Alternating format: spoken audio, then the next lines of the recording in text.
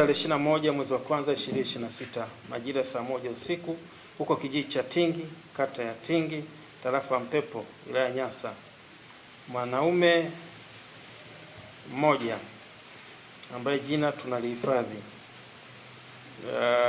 huyu ni Matengo, miaka 39, alimjeruhi mke wake ambaye jina nalo tumehifadhi kwa kumchoma na kitu chenye ncha kali tumboni upande wa kushoto hadi utumbo kutoka nje, na mara baada ya kutekeleza tukio hilo alichukua sumu ya kulia wadudu na kuinywa kwa lengo la kujiua.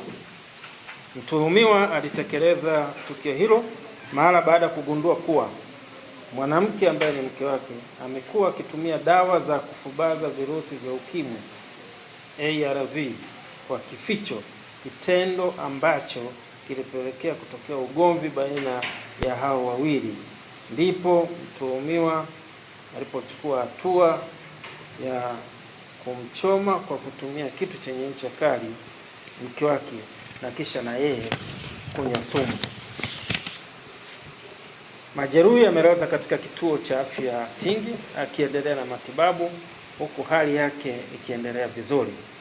Mtuhumiwa amekamatwa na yuko chini ya ulinzi wa askari na yupo akipewa matibabu, na mara baada ya afya yake kuimarika atafikishwa mahakamani kwa hatua zaidi za kisheria. Mnamo tarehe 20 mwezi wa kwanza 2026 majira saa 4 usiku katika kijiji cha Ndonga, hii ni kata ya Lihundi, tarafa ya Ruhuhu, wilaya ya Nyasa, mwanamke aliyetambulika kwa jina la Catherine Simon Kinyongwile, miaka 56, mkazi wa kijiji cha Ndonga, alifariki dunia baada ya kukamatwa na mamba wakati anaoga katika eneo la fukwe ya Yetu iliyoko ziwa Nyasa. Taarifa kamili ni kwamba tarehe 20 mwezi wa kwanza 2026 majira saa 4 usiku, marehemu akiwa na mtoto wake wa kike aitwaye Yosefa Kibena, miaka 30, walienda katika fukwe hizo zilizoko umbali wa mita 50 tu kutoka nyumba wanaoishi, na marehemu aliingia majini kwa ajili ya kuoga, ndipo mamba akamvamia na kumkamata na kumzamisha ziwani.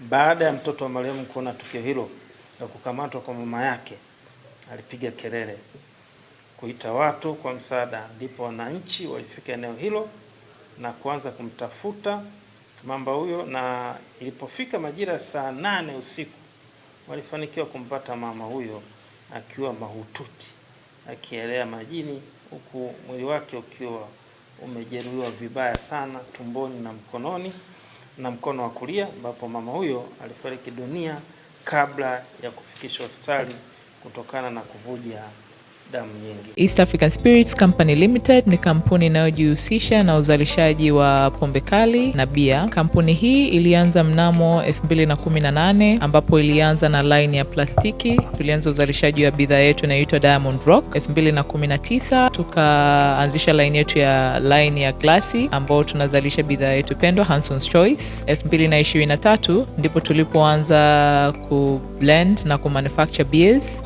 zikiwa ni Hanson's Light, Goldberg, Basembi ambayo imeunga mwaka 2024 na Hanson's Dry iliyoanza uzalishaji mwaka 2025. Bidhaa zetu ni bora, salama, zimethibitishwa na TBS, lakini pia zina key element au niseme ni zina sifa kuu ya kutokuwa na hangover, kutokuwa na harufu mbaya, na pia zina bei nafuu kwa kila Mtanzania.